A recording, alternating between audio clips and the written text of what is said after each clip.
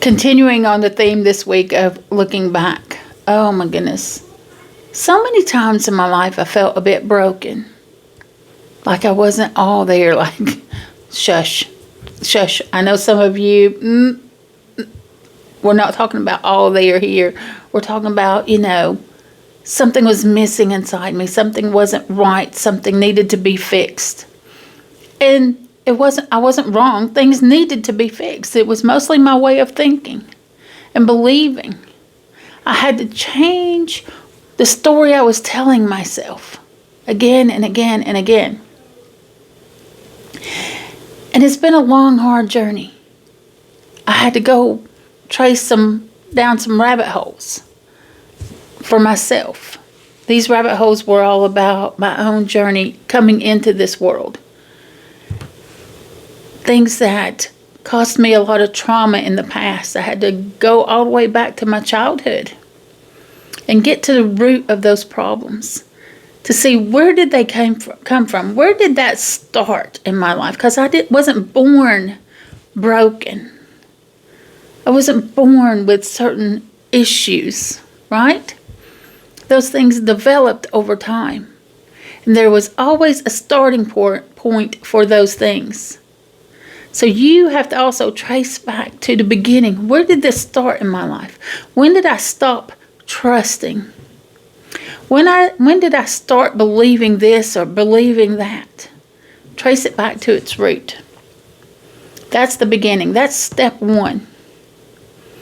It's going to be hard. You're going to cry. You're going to be a basket case at times. But you're going to get to the solutions by finding where it began. Because once we find where it began, we can finally let go. We can finally release that pain, release that trauma. I've done a lot of that through the years, over and over and over again. You got to shed off all that old stuff, all the old pain, all the old trauma. We got to learn again and again how to let go. Because we'll finally let go of something. Then some other trauma or pain will come into our lives, and now we're holding on to that. Holding on to that pain doesn't serve any kind of purpose. Just holds you back. Hold you back from your happiness, from your joy, from success quite often. You have to learn how to let go again and again and again. Because it's going to happen in your life. It's going to be on repeat in many different ways. But each time you have to follow that trail to the source, see it, recognize it, understand it, feel it completely and fully, and then let go of it. It is not your burden to carry for your entire life. It was meant for you to have an experience, to understand something, and to then learn from it and release it.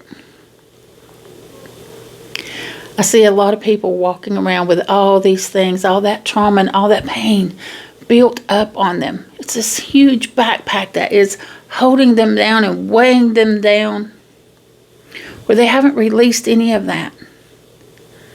Don't you think it's time to finally let that go? Why are you holding on to it?